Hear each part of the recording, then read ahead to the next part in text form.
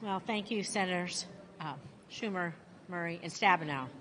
But before I turn back to the issue of reproductive rights, I want to quickly address the Supreme Court's recent decision on bump stocks.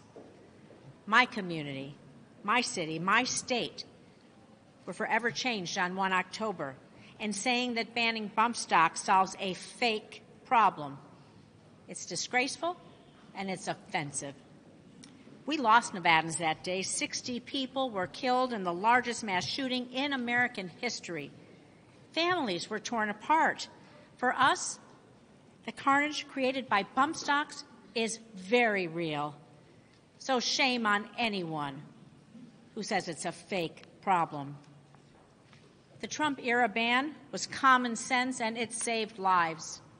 We now have a responsibility to make it permanent in federal law, and I call on all of my colleagues to let this legislation move forward today.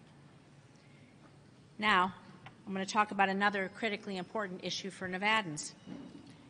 Overturning Roe v. Wade was just the beginning of the nonstop attacks against reproductive freedom. In the years since, anti-choice politicians have pushed and pushed to restrict reproductive rights and ban abortion, including by passing a national abortion ban. They want to pass a national abortion ban right here in Congress. I've lived in Las Vegas for 50 years, and I'd bet the house that anti-choice Senate Republicans will vote to ban abortion nationwide if they're given the chance. And so just because many of them are they're just suddenly changing their tune, they're refusing to talk about this issue, it does not mean they won't vote for a nationwide abortion ban as soon as they're given the chance. So if you believe the extremists who pushed for years to overturn Roe, if you believe the extremists who said they were 100% life, those same extremists who advocated for state bans now agree in an election year not to pass a national abortion ban. Well, I have some oceanfront property in Las Vegas to sell you. None of us here will be fooled by their cover-ups of their anti-choice records. Instead, Senate Democrats, we're going to keep working to restore Roe.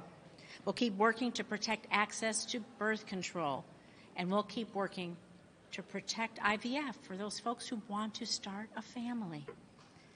And we'll keep fighting to make sure that women, and not extreme politicians, have the freedom to make their own health care decisions. Thank you. Okay, we're ready.